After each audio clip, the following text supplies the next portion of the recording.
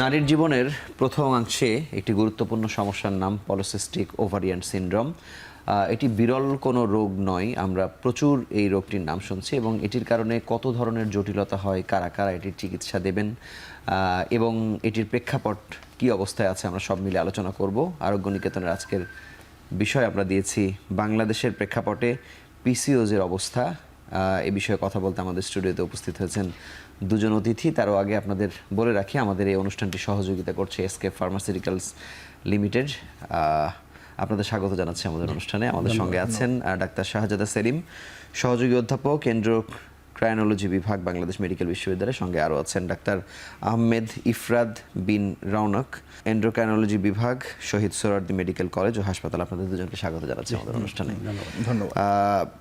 Doctor শাহজাদা সেলিম, আপনার কাছে শুরুতে জানতে চাইব যে পিসিওস, যদিও এই রোগের চিকিৎসার সঙ্গে আমরা মোটা দাগে গাইনোকোলজিস্ট, এন্ডোক্রাইনোলজিস্ট এবং ডার্মাটোলজিস্ট বা স্কিনের যারা আছে আমরা সবাই দেখি যে সমন্বিতভাবে কথা বলেন বা চিকিৎসা দেন, কিন্তু সবথেকে বেশি আলোচনা শুনি গাইনোকোলজিস্টের কাছ থেকে।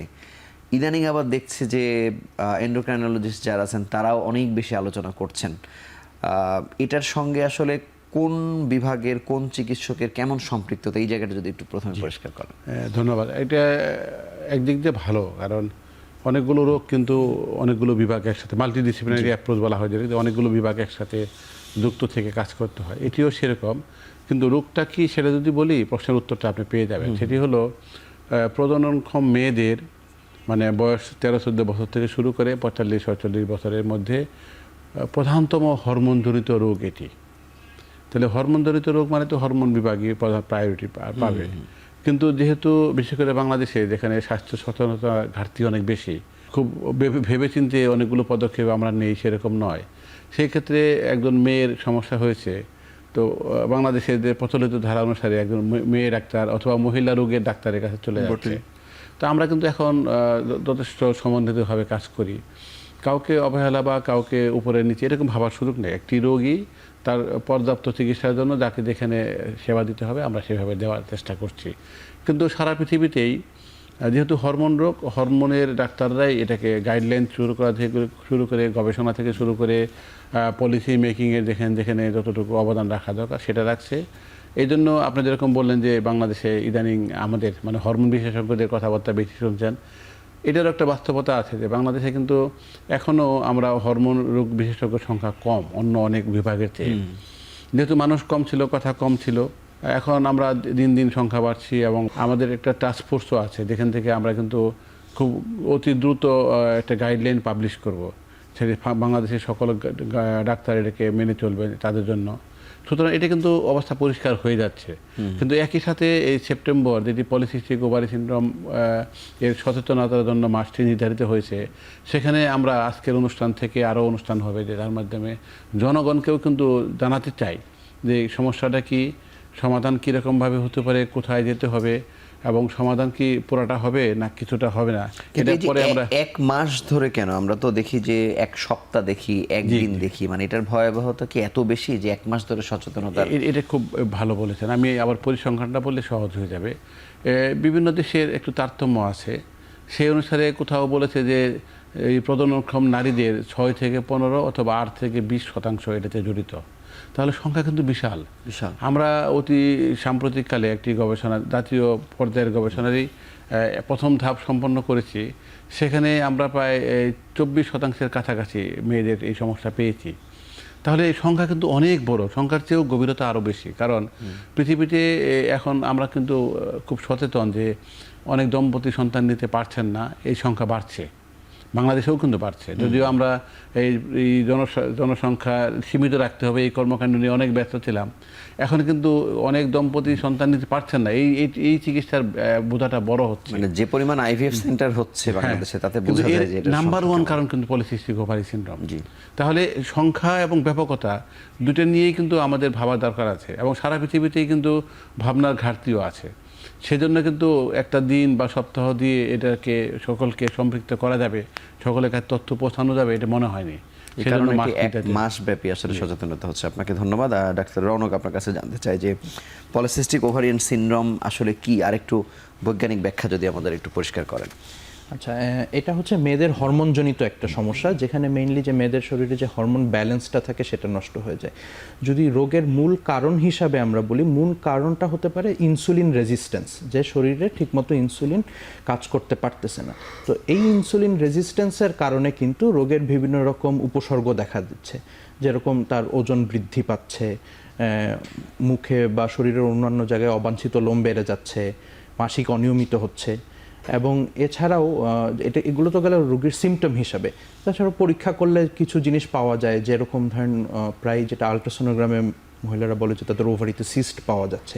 এই সিস্ট দিয়েই কিন্তু মহিলারা মেইনলি পিসিওএস রোগটাকে প্রথমেই, কারণ তাদের মাসিক অনিয়মিত হচ্ছে, তারা কোনো গাইনোকোলজিস্টের কাছে গেল এবং যাওয়ার পর একটা আলট্রাসোনোগ্রামে দেখলো যে তার ওভারিতে সিস্ট আছে, তখনই কিন্তু রোগটা ধরা পড়তেছে। আমাদের রুগীদের বেশিরভাগই কিন্তু এইভাবে রোগটা নিয়ে প্রেজেন্ট করতেছে।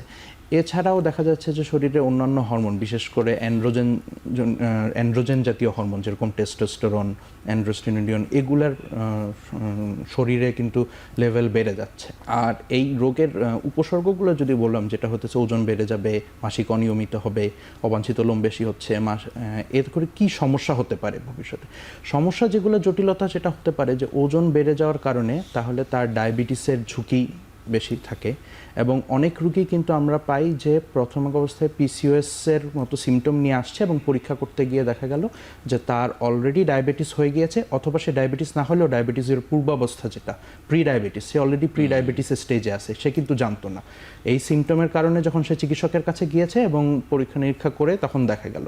এছাড়া যেটা হবে যে হৃদরোগের ঝুঁকি বেড়ে যাবে, যেহেতু মাসিক অনিয়মিত হচ্ছে, পরবর্তীতে ইনফার্টিলিটি বা বন্ধ্যাত্ব যেটা বা বাচ্চা নিতে সমস্যা হবে।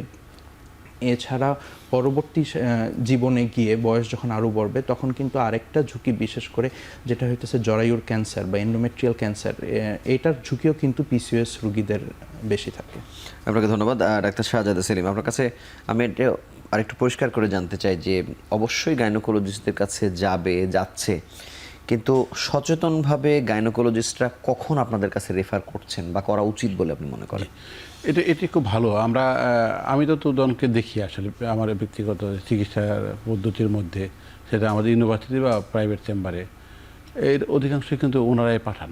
আচ্ছা, এটা কোন স্টেজে? সেটাই বলছি যে ওনারা যখন রুগীটা ওনার কাছে গেল, তো ইফরাত যেটি বলেছে যে প্রথমত কিন্তু রুগীদের মাথায় ঢুকে একদম, যদি আমরা সারা পৃথিবীর রুগীদের প্রথম লক্ষণ বলি যে 97%, সেটি হলো মাসিক অনিয়মিত।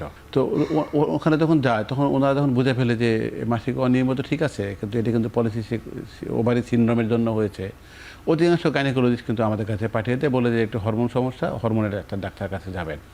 এটা কিন্তু এখন দিন দিন ওনারাও খুব সচেতন হচ্ছে, কারণ সবাই কিন্তু এখন আমরা যার যার অবস্থান থেকে সেবা দেওয়ার চেষ্টা করছি। এবং যখনই এটা কিন্তু খুব গুড প্র্যাকটিস যে যখনই রেফারাল বা আরেকজন অন্য ডিসিপ্লিনের একজনের সেবা নিতে হবে, তার কাছে পাঠিয়ে দিচ্ছি। আমরাও কিন্তু একসময় গিয়ে পাঠিয়ে দিচ্ছি, যখন ধরুন যে এই মেয়েটি এখন আমাদের কাছে, ওর প্রধান চাহিদা হলো বাচ্চা নেবে, তা আমি কিন্তু এই ইনফার্টিলিটি এক্সপার্ট নই। আবার ওদের একই সাথে হয়তো ফাইব্রয়েড ইউটেরাস আছে, মায়োমা আছে, এগুলো আছে, অথবা এদের পরবর্তী জটিলতার মধ্যে একটা এন্ডোমেট্রিয়াল ক্যান্সার হতে পারে, তো অথবা এন্ডোমেট্রিওসিস হয়ে গিয়েছে। তো তখনই কিন্তু আমি বলি যে এটা কিন্তু একজন গাইনি ডাক্তারের কাছে পরামর্শ করতে হবে। তো সেই হিসাবে এখন কিন্তু আমরা মোটামুটি সচেতন যে কোন পর্যন্ত আমি সেবা দেব, কোন পর্যন্ত আরেকজন ওই ডিসিপ্লিনের একজনের সেবা নিব। সেই সংখ্যা আমার কাছে, যদি আমি গড়পড়তা বলি যে 80-85% রোগী কিন্তু ওই গাইনি ডাক্তারের কাছ থেকে আসে। তো এটা কিন্তু আমাদের অবস্থান খুব পরিষ্কার এখন। আচ্ছা, আর আপনি পরিসংখ্যানের কথাটি আসলে উঠলো, মানে বহির্বিশ্বের সাথে, মানে পৃথিবীর অন্যান্য দেশের সাথে আমাদের কত গুণ বেশি, বা আপনাদের গবেষণায় আপনারা কি পেলেন? এটা আমরা কিন্তু সচেতনতার মধ্যে এটা আনতে চাই এই কারণে যে ডাক্তার ইফরাত কিন্তু কেন হয়, প্রথম কারণটাই বলেছে যে ইনসুলিন কাজ করার অসামর্থ্যতা, মানে ইনসুলিন রেজিস্ট্যান্স যেটা বলা হচ্ছে, এটি কিন্তু টাইপ 2 ডায়াবেটিসের প্রধান সমস্যা। এবং এইখানে যেটা হয়, ইনসুলিন যখন কাজ করতে পারে না, শুরুতে যখন পেনক্রিয়াস ঠিকঠাক মতো কাজ করতে পারে, কিন্তু ইনসুলিন তৈরি হওয়ার পরে এর কাজ করতে বাধা আছে, তখন ও আর বেশি ইনসুলিন তৈরি করছে। এই অতিরিক্ত ইনসুলিনের কারণে কিন্তু সকল সমস্যা তৈরি হচ্ছে। তাহলে এই রোগীটির এই যে এখান দিয়ে যে ঘাড়ের পিছনে, বগলে বিভিন্ন জায়গায় কালো কালো ভেলভেটি কালো কালো রং হয়ে যায়, সেটি কিন্তু ইনসুলিনের অতিরিক্ত উপস্থিতির কারণে হচ্ছে। এবং এই ইনসুলিন তখন করে কি, ও ওই মহিলাদের দেহে যেটা হরমোনের একটা ব্যালেন্স বলতে যেটা বোঝানো হচ্ছে যে ইস্ট্রোজেন এবং অ্যান্ড্রোজেন টেস্টোস্টেরনের একটা সমতা থাকে, পুরুষেরও কিন্তু থাকে। কিন্তু এই মহিলাদের যখন এই ইস্ট্রোজেনের চেয়ে এই অ্যান্ড্রোজেন বা টেস্টোস্টেরনের প্রাধান্য পায়, শরীরে অতিরিক্ত লোম, মাথায় যে পুরুষালী টাক, ব্রণ হওয়া, এগুলো দেখা দিতে থাকে। এবং ওদিকে কিন্তু ওই পলিসিস্টিক ওভারির পিছনে টার্মটা কিন্তু আসলে খুবই ভুল টার্ম, কিন্তু অনেক দিন থেকে প্রতিষ্ঠিত হয়ে গেছে বলে আমরা আশা করছি খুব দ্রুত এটা পরিবর্তন হয়ে যাবে। কি হবে সেটা হয়তো পলিসিস্টিক ওভারি সিনড্রোম না হয়ে পিসিওএস থাকবে, দু একটা প্রস্তাব অলরেডি বড় বড় ফোরামে আলোচিত হচ্ছে।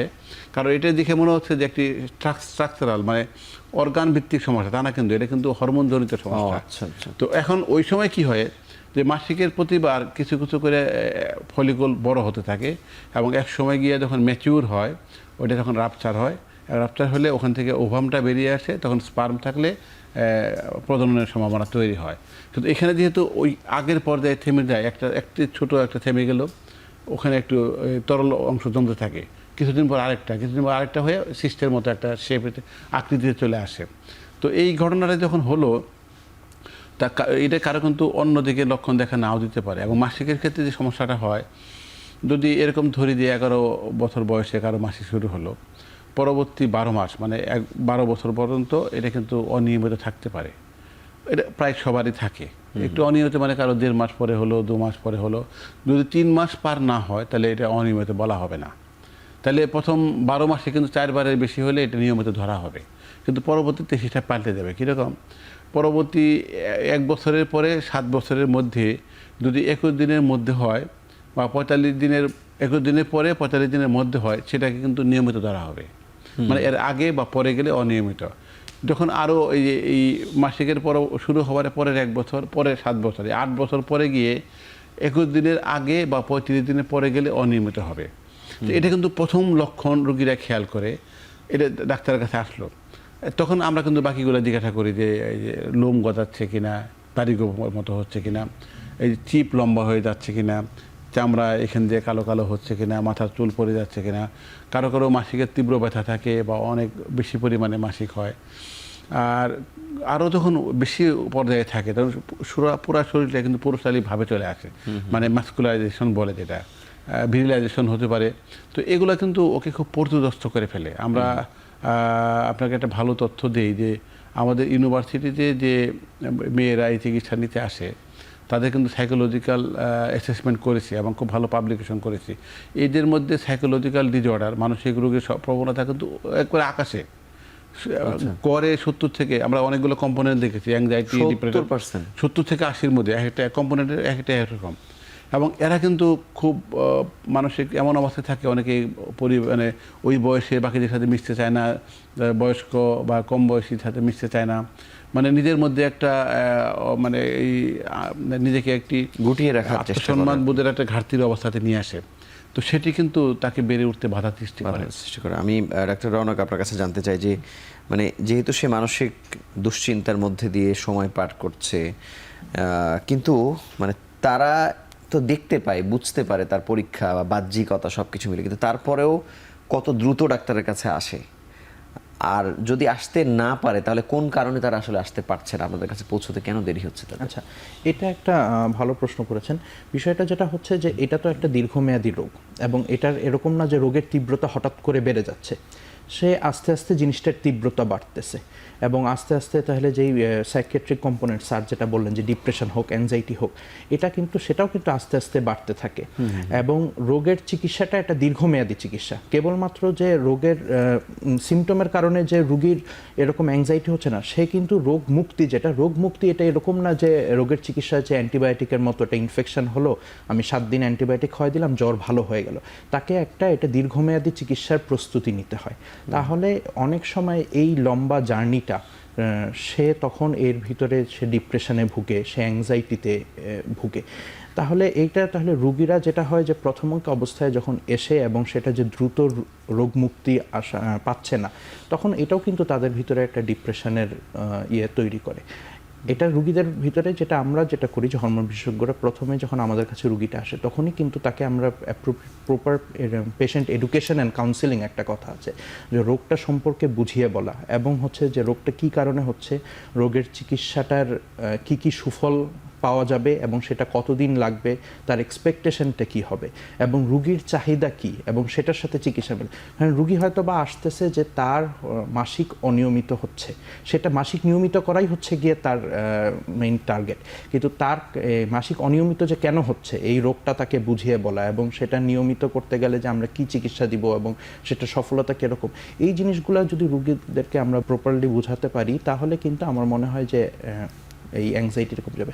এখানে আমি একটা যোগ করি, ওই যে এটা একটা খুব পাবলিক পয়েন্ট থেকে মানে জনগণের অবস্থান থেকে খুব ভালো একটা প্রসঙ্গ যে কখন রোগ হলো উনি কখন চিকিৎসার জন্য গেলেন, এটা কিন্তু গ্যাপটা অনেক লম্বা, যেটা ইফরাত বলতে চেষ্টা করছেন। যেমন ধরুন যে আমি যদি কোনো একটা রুগীর কথা মনে করে বলি, যখন ওনাকে বলি যে আপনি তো মাসিকের অনিয়মিত বললেন, আপনার বয়স তো এখন 23 বছর, তো এই অনিয়মিত কবে থেকে? শুরু থেকেই। কবে শুরু হয়েছে? তো ওরা আবার একটা কমন উত্তর দেয়, আমি তখন ক্লাস 5-এ পড়তাম, ক্লাস 6-এ পড়তাম। তো আমি বলি বয়স হিসাব করে বলেন, তখন তো 12 বছর বয়স, তাহলে 9 বছর যাবৎ কিন্তু সমস্যাটা আছে। কিন্তু সমস্যাটা এমন নয় যে ইফরাত খুব সুন্দর করে বলতে, তীব্রতা এমন নয় যে ওকে আজকে ডাক্তারের কাছে যেতে বাধ্য করছে। এই কারণে সে আস্তে আস্তে অবজার্ভ করে। আরেকটা ঘটনা ঘটলো যে লক্ষণগুলোর মধ্যে যেমন বললাম যে মাসিক অনিয়মিত, দাড়ি গোফের মতো হচ্ছে, ব্রণ হচ্ছে অনেক বেশি, খুবই এক একজনের এক একভাবে শুরু হয় এবং শুরুটা এতই খুব মৃদু যে ও কিন্তু নজরে পড়বে না পড়ার কারণে একটু দেরি দিয়ে সবাই আসছে। এটা কিন্তু আমরা যে সচেতন মাস থেকে সকলকে এটি মেসেজটা দিতে চাই যে আপনার যদি এর কোনো একটি লক্ষণ থাকে আপনি চলে আসুন, হরমোন বিশেষজ্ঞের কাছে যান। যদি ওই ডাক্তার দেখে বলে যে আপনার সব ঠিক আছে তাহলে তো খুবই আনন্দের খবর, কিন্তু কারো কারো ঠিক থাকবে না, তখন কি করতে হবে সেটা ওই প্রক্রিয়ার মধ্যে আমরা তখন ঢুকে যাব। আপনাকে অসংখ্য ধন্যবাদ। ছোট্ট একটি বিরতি নিয়ে আলোচনায় ফিরছি আবার।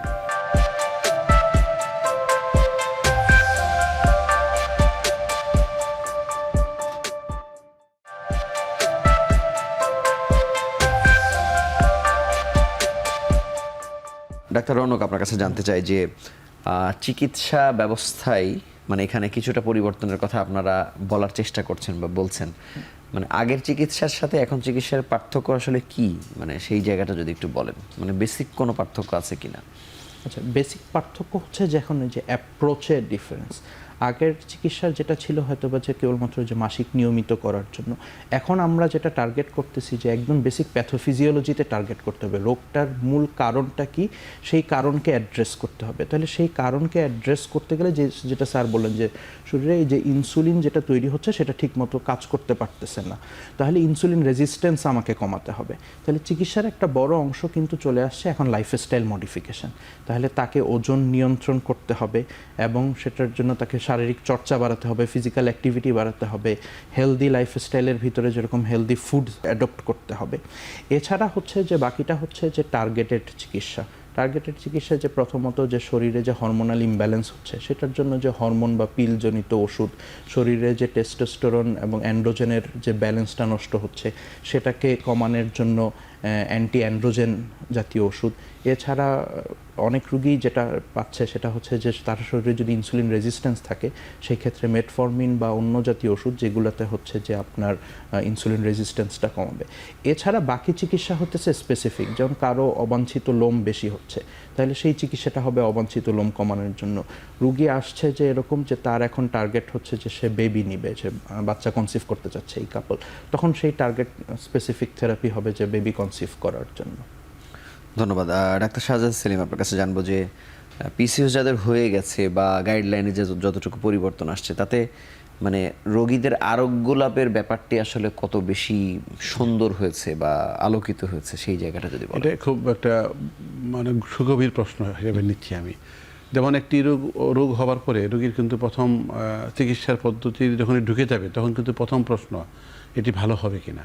যেমন ডায়াবেটিস আমরা বলতে পারছি না যে ভালো হয়ে যাবে, চিকিৎসা করে রক্তে গ্লুকোজ নিয়ন্ত্রণে রাখা। প্রেশারের ক্ষেত্রে কিন্তু তাই, ওষুধ খাবেন, ওষুধ কমবে বাড়বে, কিন্তু আপনার জন্য টার্গেট বিপি এরকম। এই পলিসিস্টিক ওভারি সিনড্রোম যার হয়েছে তার কিন্তু সব টার্গেটই অ্যাচিভ করা যাবে, কিন্তু রোগটি কিন্তু থেকে যাবে, লক্ষণগুলো থাকবে না। তাহলে এরকম একটি পদ্ধতি। আর দ্বিতীয় হলো এই যে চিকিৎসা পদ্ধতির উন্নতির সাথে সাথে বড় দুটি পরিবর্তন হয়েছে, কিছু ইফরাত বলছেন, আমি একটি বলি, সেটি হলো রোগটি শনাক্তকরণ গাইডলাইনে যে ডায়াগনোসিসের মেথড চেঞ্জ হয়ে গেছে। এখন যে চেঞ্জ হয়ে সারা পৃথিবীতে 2018-তে এবং 23-এ সেটা আপডেট হয়েছে, আমরা বাংলাদেশ এন্ডোক্রাইন সোসাইটি খুব দ্রুত আমাদেরটা পাবলিশ করব। সেখানে যেটি করা হয়েছে যে বাংলাদেশের কথার জন্য খুব উপযোগী হবে যে আমরা খুব কম টেস্ট করে একটা সিনড্রোমিক অ্যাপ্রোচ, রোগীর যে লক্ষণগুলো নিয়ে আসে তার উপরে ভিত্তি করে রোগটি কিন্তু শনাক্ত করতে পারবো। এটি কিন্তু আগে ছিল না। যেমন ধরুন, আমরা প্রথমত রোগীর তথ্য থেকে প্রমাণিত হয়ে গেল যে ওর মাসিক অনিয়মিতা আছে, হাইপার এন্ডোজেনিক সিনড্রোম থাকবে, যেমন সেটা আমরা লক্ষণ থেকে বুঝতে পারি। যেমন এই যে হার্থোরিজম বলে যে অবাঞ্ছিত লোম, যেটি থাকার কথা ছিল না আছে, সেটা এখানে দাড়িগোপের মতো হোক, লম্বা চিপ হোক, অথবা যদি টাকটি মহিলার ক্ষেত্রে পুরুষালী টাকের মতোই হয়, সেটি এর দুইটা যদি থাকে তাহলে কিন্তু আমাকে আর কোনো টেস্ট করার দরকার নেই। বয়স যদি 19-এর নিচে থাকে টেস্ট করার সুযোগও নাই, কিন্তু আমাকে এখন এরপরে হলে টেস্ট করা দরকার হতে পারে। এখন 19-এর আগে হলে টেস্ট করা দরকার নেই, এই কারণে পরে তো আলট্রাসোনোগ্রাম করে আমরা সিস্ট দেখতে যাব, 19-এর আগে সকল মেয়েরই আলট্রাসোনোগ্রামে একই রকম পাওয়া যাবে। আচ্ছা, তাহলে এটি কিন্তু আমাদের কাছে আগে পরিষ্কার ছিল না, এখন খুব পরিষ্কার। তাহলে আমরা যে গবেষণাটি করছি জাতীয় পর্যায়ে একটা পর্যায়ে শেষ করে ফেলেছি, ওখানেও কিন্তু আমরা চেষ্টা করেছি এই গাইডলাইনকে ধরে মিনিমাম টেস্ট করে অধিকাংশ রোগীকে ডায়াগনোসিস করার। এখন আপনি যেমন আমাদের বাংলাদেশের স্বাস্থ্য ব্যবস্থার কিন্তু খুব একটা শক্ত ভিত্তি হলো কমিউনিটি ক্লিনিক, উপজেলা হেলথ কমপ্লেক্স, এবং হরমোন চিকিৎসাগুলোর একটা বড় দুর্বলতা হলো যে হরমোন টেস্ট ছোটো সারের জায়গায় কিন্তু করা সম্ভব নয়, এখানেও কিন্তু তাই।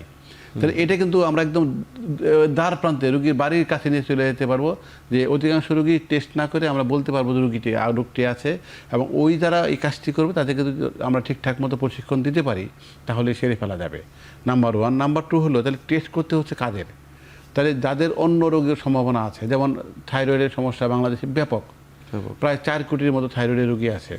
তাহলে হাইপোথাইরয়েডিজমে কিছু কিছু রোগীর এরকম লক্ষণ হতে পারে, তাহলে ওইটা দেখতে হচ্ছে আমাদের। তো ইনসুলিন রেজিস্ট্যান্সের কথা যেটি বলা হচ্ছে, তো সেটি যদি আমরা শারীরিক লক্ষণ থেকে বুঝে ফেলি তাহলে তো ঝামেলা দূর হলো, কিন্তু কারো কারো কিন্তু শারীরিক লক্ষণ থেকে বোঝা নাও দিতে পারে, সেই ক্ষেত্রে টেস্ট করতে হতে পারে। ইফরাত কিন্তু খুব স্পষ্ট করে বলেছেন যে কারো কারো আমরা যখন রোগটি নিয়ে ভাবছি তখন দেখা গেলো ডায়াবেটিস ইতিমধ্যে হয়েই গেছে। কারণ এখানে আমেরিকান ডায়াবেটিস অ্যাসোসিয়েশনের তথ্য মতে যাদের এদের 40 বছর হবার আগে প্রায় 41-42% ডায়াবেটিস হয়ে যাবে, এবং এরা যখন 40-এর আগের বয়সে আছে এদের প্রায় 50-60% প্রি ডায়াবেটিস একদম পুরাপুরি আছে। কিন্তু এমনি একটা সাধারণভাবে যাদের ডায়াবেটিস হয় আর পিসিওসের কারণে যাদের হয় মানে হচ্ছে, ফলাফল কি একই কিনা? না, এক না। এটা খুব ভালো আবার বলছে যে আপনি কিন্তু মূল ধারাটা বুঝে ফেলছেন, যে মনে করেন পুরুষদেরও কিন্তু হচ্ছে, তো এই রোগ তো পুরুষদের হচ্ছে না, তাহলে তাদের সাথে কিন্তু এটা পার্থক্যটা হচ্ছে। পুরুষদের ইনসুলিন যে এই রেজিস্ট্যান্সটা আছে এটা শুধুমাত্র ডায়াবেটিস এবং তার পরবর্তী জটিলতা তৈরি করছে। এই মেয়েটি যদি মনে করেন কারো 7 বছরে ইনসুলিন রেজিস্ট্যান্স হতে পারে, 8 বছরে হতে পারে, 12 বছরে, 15 বছরে, 20 বছরে হলো, কিন্তু ওর কিন্তু ওই ডায়াবেটিসের ধারাতে যাওয়ার আগে ওর কিন্তু প্রজনন এই পরিবেশটা পুরা ধ্বংস করে দিয়েছে। তাহলে এই ব্যাপকতা কিন্তু অনেক বেড়ে গেছে। এই জন্য যে আপনি যে শুরুতে প্রশ্ন করেছিলেন যে এটা নিয়ে একটি মাস কেন বরাদ্দ করা হলো, ব্যাপকতা কিন্তু ব্যাপক। আপনি দেখেন আপনি কিন্তু খুব সচেতনভাবেই তথ্যগুলো আপনার কাছে আছে যে আমাদের বাংলাদেশ থেকে যারা বিদেশে চিকিৎসার জন্য যাচ্ছে এর বড় অংশ ইনফার্টিলিটি চিকিৎসায় যাচ্ছেন, এবং আমি একটু আগে বলেছি যে সারা পৃথিবীতে সন্তান নিতে পারছেন না, ব্যর্থ হচ্ছেন, তাদের নাম্বার 1 কারণই কিন্তু পলিসিস্টিক ওভারি সিনড্রোম। তাহলে এখানে কিন্তু ওই মহিলাটি না শুধু পুরো পরিবারটিকে ব্যাপক এটা ঝুঁকিতে ফেলে দিচ্ছে। তাহলে যত শুরুতে আমরা এটাকে ধরতে পারবো তাহলে আমরা কিন্তু তত দ্রুত এটিকে আগিয়ে নিতে পারবো। আপনাকে অসংখ্য ধন্যবাদ ডাক্তার রওনক। আপনার কাছে জানতে চাই, বাংলাদেশে যে কোনো চিকিৎসা যখন রোগীদের সংখ্যা বেড়ে যায়, ব্যাপকতা যখন বাড়ে, তখন অপচিকিৎসা একেবারে ঘিরে ধরে। এখানে আপনাদের কাছে যারা আসছে তাদের হিস্ট্রি কি বলে, মানে অপচিকিৎসা কি হচ্ছে পিসিওসকে ঘিরে, নাকি হচ্ছে না? না, অবশ্যই হচ্ছে, এবং অপচিকিৎসা যারা করতেছে সেটা হচ্ছে যে যারা নন চিকিৎসক বা অল্টারনেটিভ মেডিসিন তাদের মাধ্যমে অপচিকিৎসা হচ্ছে, যারা চিকিৎসক হয়েও বিকল্প চিকিৎসা ধারার প্র্যাকটিস করতেছে তাদের মাধ্যমেও হচ্ছে। যেরকম সেটা হচ্ছে যে আমি প্রথমে যে কথাটা বলেছিলাম যে হেলদি লাইফস্টাইল লিড করতে হবে। তো হেলদি লাইফস্টাইল লিড করতে হবে এই জিনিসটাকে মূলমন্ত্র দেখিয়ে হেলদি লাইফস্টাইলের কম্পোনেন্ট হিসাবে অবৈজ্ঞানিক অনেক জিনিস কিন্তু চলে আসতেছে এবং রুগীদেরকে সেটা মানুষ ওটাকে বিশ্বাস করতেছে। তো সেটা কিন্তু রুগীরা কেবলমাত্র প্রভাবিত হচ্ছে না, আমি বলবো প্রতারিত হচ্ছে। কিভাবে প্রতারিত হচ্ছে?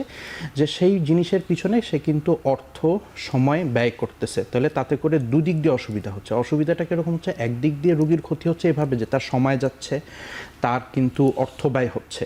অন্য দিক দিয়ে ক্ষতি হচ্ছে যে তার মূল চিকিৎসা কিন্তু শুরু হচ্ছে না, সে কিন্তু অপচিকিৎসার পিছনে ছুটতেছে। মূল চিকিৎসা দেরিতে শুরু হওয়ার কারণে রোগের জটিলতা কিন্তু বাড়তেছে। এছাড়া রুগীরা এসে বলে যে বিভিন্ন রকম তারা ফুড সাপ্লিমেন্ট দেখায়, যে আমরা শুনেছি যে এরকম বিভিন্ন ধরনের তেল খাচ্ছে, তেল খাচ্ছে, বিভিন্ন স্পেসিফিক লাইফস্টাইল ফলো করতেছে। কিন্তু হরমোনাল ওই জায়গাতে হাত না দিলে এসব করে তো আসলে লাভ হচ্ছে এসব না। করে লাভ নাই। তাহলে পুরো চিকিৎসাটাই হতে হবে যে বৈজ্ঞানিক চিকিৎসা, এখানে অপবৈজ্ঞানিক চিকিৎসার আসলে কোনো সুযোগ নাই। ধন্যবাদ ডাক্তার সাজ্জাদা সেলিম। মানে এই যে ঘটনাটা ঘটছে সেটা ডায়াবেটিসের ক্ষেত্রে বলেন, ব্লাড প্রেশারের ক্ষেত্রে বলেন, আমরা পিসিওজের ক্ষেত্রে আজকেই প্রথম শুনলাম বোধহয় যে এখানেও চলছে আর কি এই ধরনের রমরমা ব্যবসা।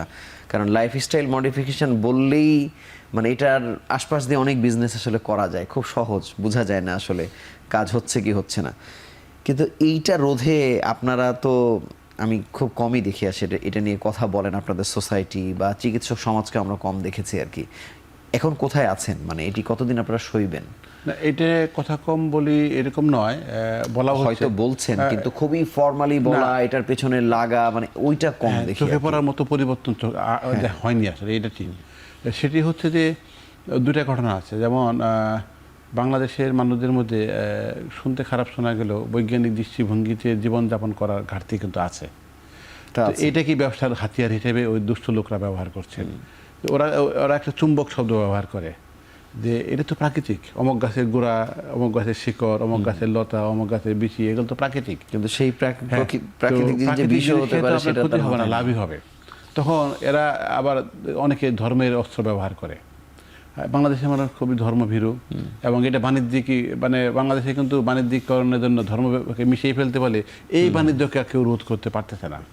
এখন আমাদের অবস্থানগুলো আমরা কিন্তু বৈজ্ঞানিক গবেষণাও আছে। যেমন ধরুন এই সজনে পাতা খেয়ে যে ডায়াবেটিসের লাভ হয় না, আমরা কিন্তু গবেষণা ফলাফল প্রকাশ করেছি, তো ভালো জানালে প্রকাশ করেছি।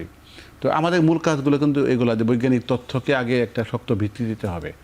আরেকটা হলো যে এই যে পাবলিকদের জন্য যে মাসগুলো, মানে মাস, সপ্তাহ, দিন, যাই হোক, এইখানে এগুলো বেশি করে আলোচনা করতে হবে।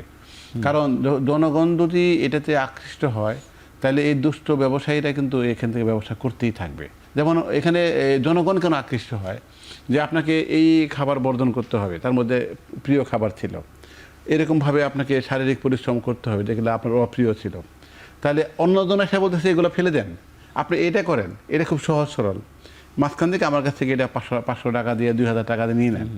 তখন ওনারও পছন্দ হয়েছে, কারণ উনি যেগুলো করতে চায় না আমি সেগুলো করতে বলেছিলাম, যেগুলো খেতে চান আমি সেগুলো খেতে না করেছিলাম। এই জায়গাটাকে কিন্তু এটা কিন্তু খুব কঠিন। কিন্তু মানে যখনই আপনি সামাজিক পরিবর্তন করতে চাবেন তখনই কিন্তু এটা দীর্ঘস্থায়ী এবং শক্ত ভিত্তি লাগবে। শক্ত ভিত্তি কিন্তু তৈরি করে দেবে রাষ্ট্র। এখানে আমরা খুব দুর্বল অবস্থায় রয়ে গেছি। রাষ্ট্রের কাঠামো তারা তৈরি করছেন, তাদের ব্যক্তিগত পর্যায়েও আবার বৈজ্ঞানিক দৃষ্টিভঙ্গির ঘাটতি রয়ে গেছে। উনিও আমার সাথে একমত হতে পারছেন না, কিন্তু ওই যে 2 নম্বরই ব্যবসা করছে সে কিন্তু ওনাকেও মগজে ঢুকে যাচ্ছে পারছে অতি দ্রুত। মানে পুরো ইনফ্রাস্ট্রাকচার, আমাদের দেশের মানুষের চিন্তা ধারণা, এর মধ্যে আসলে বৈজ্ঞানিক বিষয়টা এমন ভাবে বাসা বেঁধেছে আপনি চাইলেও পারছেন না, বা রাষ্ট্র এই জায়গাতে আসলে তেমন কিছু করতে পারছেন, আমরা যেটা দেখি। আপনাকে ধন্যবাদ। আমরা আরো একটি ছোট্ট বিরতি নিয়ে আলোচনায় ফিরছি।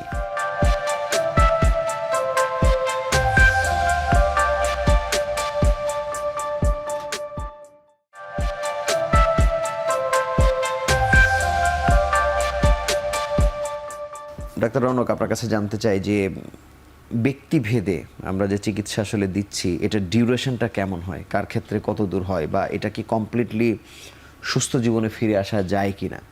আচ্ছা, ধন্যবাদ। এটা কিন্তু একটা খুবই গুরুত্বপূর্ণ প্রশ্ন। কারণ রুগীরা যেটা বলে যে, স্যার যেটা বললেন যে রুগীদের একটা কমন প্রশ্ন হচ্ছে আমি ভালো হব তো, বা যখনই আমরা কোনো একটা ওষুধ বলি তখন তার প্রথম প্রশ্ন থাকে যে আমি ভালো হব তো, এবং দ্বিতীয় প্রশ্ন থাকে এটা কতদিন খেতে হবে।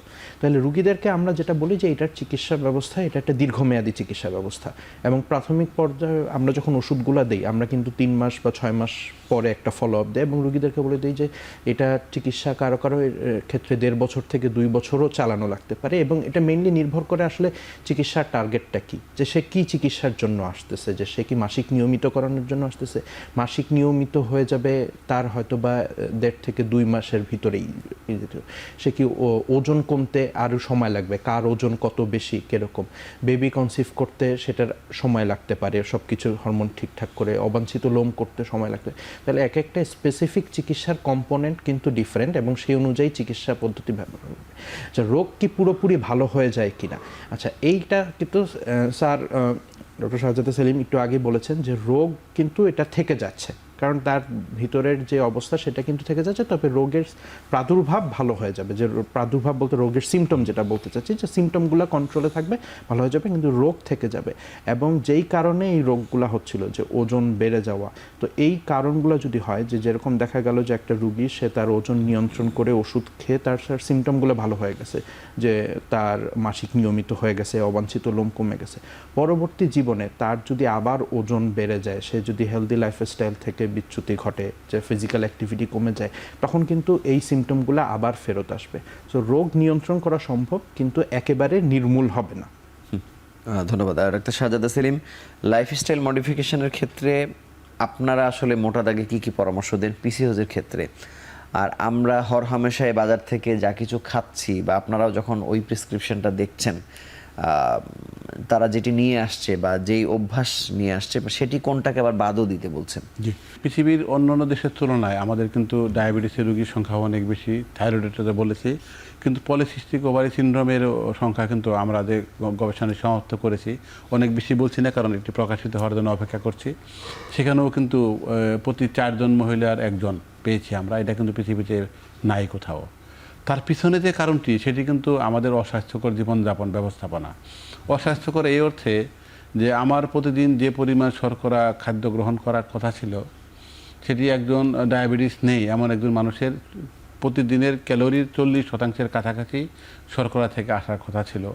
এখন যতগুলো গবেষণা হয়েছে দেখা গেছে যে 70 থেকে 80%, 90% পর্যন্ত আমরা শর্করা থেকে ক্যালোরি পাচ্ছি প্রাত্যহিক, এবং কেউ কেউ কোনো দিন টোটাল ক্যালোরি শুধু এই শর্করা থেকেই পাচ্ছে। শর্করায় তো রক্তে গেলে গ্লুকোজ হয়ে যাচ্ছে। তাহলে এটি যদি দিনের পর দিন এই এটার সাথে সাথে একটু ভাত বা অন্যান্য কি কি আইটেম সেটাও বলে দেন, তাহলে বুঝতে সুবিধা। তাহলে শর্করা যদি আমরা প্রধান বলি, ভাত, রুটি, পাউরুটি, বিস্কুট, এগুলো হলো বেশি খায়, যেগুলা কম খায় কিন্তু বেশি শর্করা, সেটা হলো মিষ্টি জাতীয় যে কোনো কিছু, রসগোল্লা, চমচম, জিলাপি, যে যেটাই খাক। আরেকটি, যদি আমরা যেহেতু যে বয়সী মেয়েদের কথা বলছি, এই বয়সী মেয়েদের কিন্তু কোমল পানীয় খাওয়ার একটা প্রবণতা আছে, ফাস্টফুড খাওয়ার প্রবণতা আছে, ওখানে কিন্তু প্রচুর শর্করা। কোমল পানীয় আমার কাছে যদি ব্যক্তিগত পর্যায় থেকে বলি, আমার মানে বিশেষজ্ঞ হিসাবে এই লাইনের সবচেয়ে মারাত্মক একটি উপাদান হতে পারে কোমল পানীয়, এবং একই সাথে এই কোমল পানীয়ের মধ্যে এই ফলের রস যুক্ত হবে। তাহলে এটি কিন্তু সকলে আনন্দ করে খায়, মানে তখন অনেকেই খায় হয়তো। তাহলে এটি একটা। আরেকটা হলো যে এই যে খাবারটি খেলো, এটি যদি ঠিকঠাক মতো ক্যালোরিটা ব্যবহার করা হতো তাহলে কিন্তু সমস্যা হতো না। কিন্তু দিন দিন আমরা কিন্তু বিভিন্ন কারণে, সেটি আমাদের অর্থনৈতিক উন্নতি হয়েছে, সামাজিক পরিবর্তন হয়েছে, নগরায়ন হয়েছে, অথবা যেহেতু মেয়েদের নিয়ে আলোচনা করছি তাদের বাইরে দেওয়ার সিকিউরিটির সমস্যা, এগুলোর কারণেও কিন্তু একটা সীমাবদ্ধ জীবনযাপন, মানে শ্রমহীন জীবনযাপনের দিকে তারা, পুরুষরাও যাচ্ছে, হয়তো পরিপ্রেক্ষিতে একটু ভিন্ন, কিন্তু এই যে এই শ্রমহীন জীবনযাপন, ঝুঁকিপূর্ণ খাদ্যাভ্যাস, এর সাথে এখন যুগ হচ্ছে টেকনোলজির অপব্যবহার, যেমন অ্যাপস ভিত্তিক জীবনযাপন, মোবাইল ভিত্তিক জীবনযাপন। তাহলে মোটা দাগে কী পরিবর্তন করতে হবে? শর্করা কমিয়ে আমাদের আমিষ বাড়াতে হবে। আমিষ কিন্তু সারা পৃথিবীতে সবচেয়ে কম আমিষ খায় বাংলাদেশি মানুষ, মানে সেক্ষেত্রে মাছ, মাংস, ডিম, দুধ এগুলো। তাহলে এগুলো কিন্তু খায় না তা না, কিন্তু একদম কম খাই আমরা, তো এটিকে বাড়াতে হবে। আরেকটি হলো শাকসবজি খাওয়া মোটামুটি খাই আমরা, কিন্তু এটি কিন্তু গ্রহণযোগ্য মাত্রায় নয়। কিন্তু ভয়ানক অবস্থাটি হলো যে আলু আমরা শাকসবজির মধ্যে ফেলে রেখে দিয়েছি। আলু কিন্তু ভাত রুটির চেয়ে বেশি শর্করা, তাহলে এটিকে ওই পর্যায়ে নিয়ে যেতে হবে। তাহলে আলু যদি বাদ দিয়ে দিই তাহলে দেখেন আমরা শাকসবজি কিন্তু খুব কম খাচ্ছি। আর আরেকটি বড় ঘটনা হলো যে বাংলাদেশে বিশ্ব স্বাস্থ্য সংস্থার একটি গবেষণা সাম্প্রতিক সম্পন্ন করেছে যে প্রায় 65% বাংলাদেশি নিয়মিত ফল খান না। নিয়মিত ফল খান না মানে রাজশাহীর মানুষ আমের সিজন প্রচুর আম খাচ্ছেন, আমের সিজন শেষ, পরবর্তী আর 9 মাস 10 মাস উনি ফল খাচ্ছেন না। এটাকে কিন্তু ফল খাওয়া বোঝাচ্ছে না। ফল খাওয়া মানে সপ্তাহের অধিকাংশ দিন উনি যদি আপেল খান তাহলে একটি আপেল, কমলা খাইলে একটি কমলা, মালটা খাইলে একটি মালটা, সপ্তাহের অধিকাংশ দিন খাচ্ছেন, তাহলে সপ্তাহে কমপক্ষে 4 দিন খাচ্ছেন। এটি কিন্তু আমরা করি না। কিন্তু মানে অন্তত 7 দিনই খেতে হবে, আপনি 7 দিন হলে ভালো, মিনিমাম 4 দিন থাকতে হবে, এটাকে ফল খাওয়া বোঝাবে। তাহলে এগুলো এখন যেমন আমরা আরো কিছু কিছু চমকপ্রদ শব্দ শুনি যে ইন্টারমিডিয়েট ফাস্টিং, এগুলো যেগুলো বলছি ওখানেও কিন্তু ওই ক্যালোরি কমিয়ে এই যেগুলো সুপার অক্সাইড এগুলো খাবার মানে রিঅ্যাক্টিভ অক্সিজেন স্পেসে কমার মতো খাবার খাওয়ার প্রবণতাকে বাড়াতে বলা হচ্ছে। সেগুলো কিন্তু আমি ওই জাম্বুরাতে, মালটাতে, আমরাতে, আপেলে পেতে পারি। তো সেগুলো কিন্তু আমরা খাচ্ছি না। মানে যেগুলো খাচ্ছি সেগুলো আম খাচ্ছি। আবার মানুষের বাসায় যখন কিছু নিয়ে যাচ্ছে তখন ফল নিতে একটু অস্বস্তি লাগে, মনে হয় একটু মিষ্টি নিলে মনে হয় যে একটা কিছু নিলাম। মানে মিষ্টি এখন দামি মিষ্টিও আছে, সেগুলোতে আরো ভালো। এবং আনুষ্ঠানিক খাবার যেগুলো বিরিয়ানি, পোলাও, বিয়ে শাদী হলে তো এগুলো কোনো মানে বাধা নেই। তো এগুলো আপনি দেখবেন যে আমরা বলয়ের মধ্যে ঢুকে আছি। বাংলাদেশের রেস্টুরেন্টগুলোতেও যদি আমরা যাই, আমরা কিন্তু শাকসবজি আসলে ওই অর্থে দেখি না। মানে ওনারা গোশত বিক্রি করতে যত বেশি স্বাচ্ছন্দ্য বোধ করে, অন্য কিছু বিক্রি করছে না। এটা যে আমি একটু আগে যেটা বললাম, আপনিও কিন্তু নিজেও বলেছেন সেটা যে রাষ্ট্রীয়ভাবে প্রাতিষ্ঠানিক পরিবর্তন করতে হবে। ব্যক্তিগত উদ্যোগে কিন্তু কোনো ফল পাওয়া যাবে না, কারণ রাষ্ট্রকেই তো ওই লোডটা আসলে নিতে হচ্ছে। আপনাকে ধন্যবাদ। আমরা শেষ বিরতি নিয়ে আলোচনায় ফিরছি আবারও।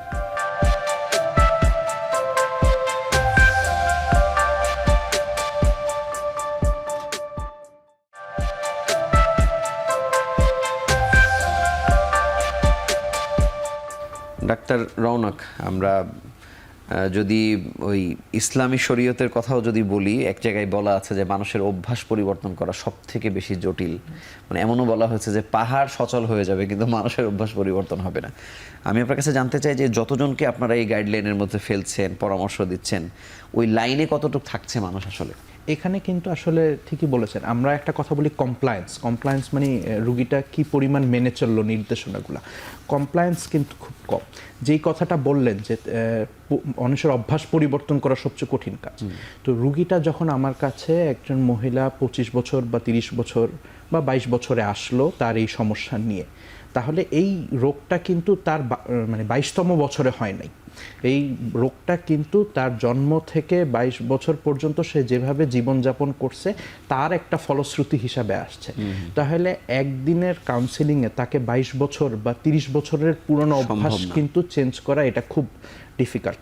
এই জন্য কিন্তু পেশেন্টদেরকে আমাদেরকে ধৈর্য নিয়ে কাউন্সেলিং করতে হয় এবং বারবার আসতে হয়। এবং লাইফস্টাইলের গুরুত্বটা কতটুকু সেটা, রুগীরা কিন্তু ওষুধ তারা মোর অর লেস নিয়মিত খায় এবং ওষুধের প্রতি তাদের একটা আগ্রহ থাকে, যে বলে যে এমন ওষুধ দেন যেন খেলে আমি ভালো হয়ে যাই। কিন্তু তাদেরকে এই গুরুত্ব দিয়ে বোঝানো, এটার দায়িত্ব কিন্তু আমাদের, যে তাদের যে লাইফস্টাইল চেঞ্জ করা এবং যেটা যে শরীর চর্চা করা, এক্সারসাইজ করা, হেলদি ফুড হ্যাবিট করা, এটা কিন্তু আমার ওষুধের পাশাপাশি এটাও কিন্তু সমগুরুত্বপূর্ণ। তাহলে যেটা দেখা যায় যে আসলে লাইফস্টাইল কমপ্লায়েন্স আসতেছে না। একটা উদাহরণ দিই, ধরেন একটা মেয়ে আসলো যে 17 বছর বয়স, সে একটা স্টুডেন্ট। তাহলে তার লাইফস্টাইলটা কি? সে সকালবেলা 8টা থেকে হয়তো বা 2টা পর্যন্ত স্কুল কলেজে যায়, বাসায় আসে একটু রেস্ট নেয়, তারপরে 2টা কোচিংয়ে যায়। তাহলে 4টা থেকে 7টা পর্যন্ত সে কোচিং করে, আবার হয়তো বা বাসায় আসতেছে, খাওয়া দাওয়া করে, রাত্রে একটু টিভি দেখে অথবা মোবাইল দেখে, পড়ালেখা করে ঘুমায় পড়ে। তাহলে তার সারাদিনে কিন্তু শরীরচর্চার অ্যাক্টিভিটি নাই। আমি যখন বললাম যে তাহলে তাকে শরীরচর্চা বাড়াতে হবে, এক্সারসাইজ করতে হবে, তখন কিন্তু সে যেটা বললো যে তাহলে সে কোথায় করবে? এখন আমাদের মাঠগুলো চলে যাচ্ছে, শিক্ষা প্রতিষ্ঠানে কোনো মাঠ নাই, জিমনেশিয়াম নাই, সামাজিক কারণে, নিরাপত্তার কারণে মেয়েরা বাহিরে গিয়ে ছেলেদের মতো ব্যায়াম করতে পারতেছে না।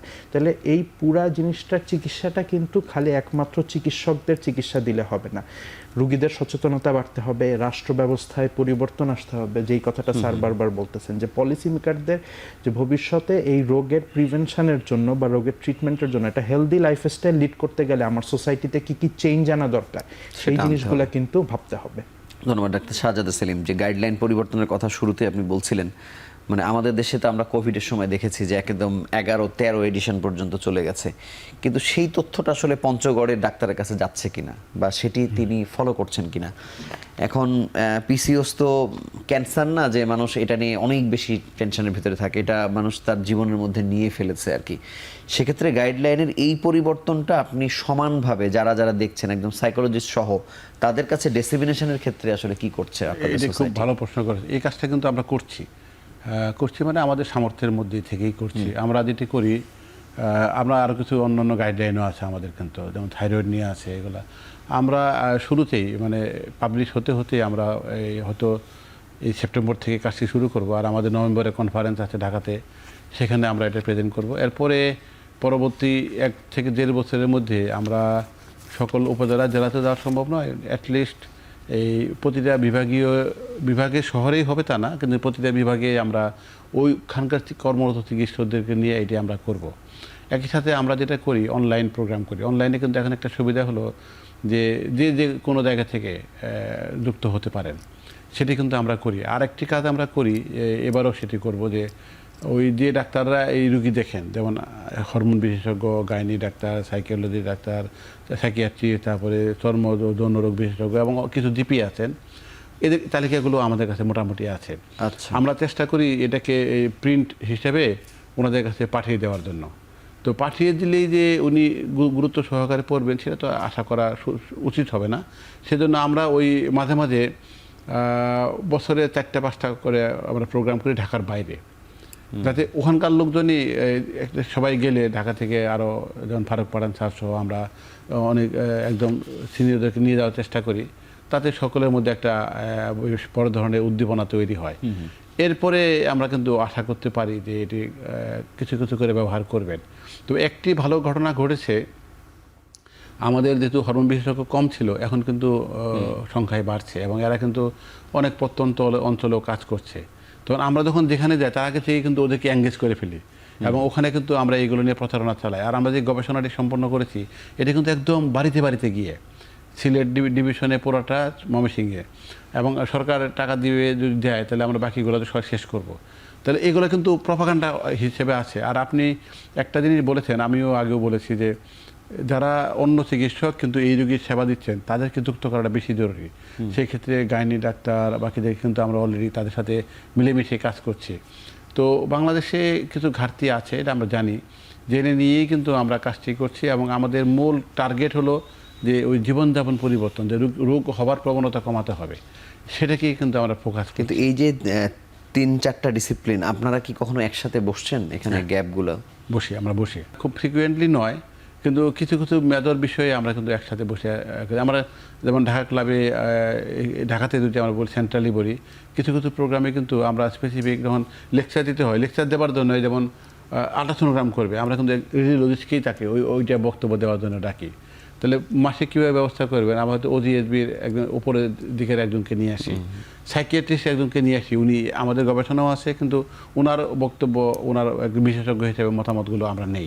আমি শেষ আপনার কাছে জানতে চাই যে বাংলাদেশে যেমন উচ্চ রক্তচাপ বা ডায়াবেটিসের ক্ষেত্রে মানে একটা মহামারীর আকারে গেছে বলেই তো আসলে কোনো একটা কর্নার চালু করা হচ্ছে বা এরকম কিছু, পিসিওজের প্রবণতা যে হারে বাড়ছে, সেটি আসলে সরকারি হাসপাতালে একটা নারী যদি যায় তাহলে মানে কর্নার হয়তো নাই, কিন্তু ওই চিকিৎসাটা কতটা সহজলভ্য তার কাছে পাচ্ছে কি? এখন পর্যন্ত গোছানো কোনো সেবা দেওয়ার মতো নাই। কিন্তু যেহেতু আমরা কাজকর্ম ঘাটতি ছিল, আমরা যেহেতু এখন কাজ করছি, আমরা কিন্তু অলরেডি স্বাস্থ্য অধিদপ্তরকে আমাদের তথ্যটা জানিয়েছি যে আপনারা কোথায় কিভাবে জায়গা দিবেন, কিন্তু জায়গা দিতে হবে। সেটা এমন হতে পারে, ক্লিনিকও হতে পারে, এনসিটি কর্নার, তারা একটা এর মধ্যে এটাকে যুক্ত করে দিলে অটোমেটিক একটা জায়গায় পেয়ে যাবে। ওনারাও কিন্তু সক্রিয়ভাবে ভাবছেন। কিন্তু সরকারি পদ্ধতি যেটা হলো যে কোনো কাজই চট করে হয় না, মহামারী হলে সেটা আলাদা, কিন্তু অন্য কোনো কাজই চট করে হবে না। এটা ডেঙ্গুতে প্রতিদিন মরছে সমস্যা নাই, কিন্তু কোভিডে একজন মারা গেলে আমাদের মাথা অনেক খারাপ হয়ে যায়। এখানেও আমরা হয়তো এক সময় ফল পাবো, কিন্তু মেসেজগুলো চেষ্টা করে যাচ্ছেন। আপনাকে ধন্যবাদ, আপনাদের দুজনকে আমাদের সঙ্গে যুক্ত হওয়ার জন্য আন্তরিকভাবে অভিনন্দন জানাচ্ছি। পলিসিস্টিক ওভারিয়ান সিনড্রোম, এটি নিয়ে আসলে রোগীদের সব থেকে বড় সমস্যা তিনি জানছেন কিন্তু মানছেন না। ওষুধ খাওয়ার আগ্রহ আমাদের যত বেশি, কিন্তু জীবনযাপনের পরিবর্তন সেই জায়গাতে আমরা তেমন একটা ভ্রুক্ষেপই করছি না, কিন্তু এটি কিন্তু আমাদের জীবনকে নানাভাবে বিপর্যস্ত করছে। একজন অন্তত আমরা সমস্ত রোগীর কথা বাদ দিলেও একজন বন্ধ্যাত্বের একজন নারীর জীবনে কি দুঃসহ যন্ত্রণার মধ্যে দিয়ে তিনি যান, সেটি জানলেই বোঝা যাবে। তো তারও আগে জানা উচিত যে কোথায় থেকে এই সমস্যাগুলো হচ্ছে। এবং আমরা সোশ্যাল মিডিয়াতে সারাদিন থাকছি, একটু সার্চ করে আসলে লিখে দেখছিও না যে আসলে এই পলিসিস্টিক ওভারিয়ান সিনড্রোমটা আমাকে কোথায় নিয়ে যেতে পারে। তো আমরা জানবো, মানবো এবং অবশ্যই বিশেষজ্ঞ চিকিৎসকের কাছে এসেই পরামর্শ নিব। আপনারা ভালো থাকুন, সুস্থ থাকুন।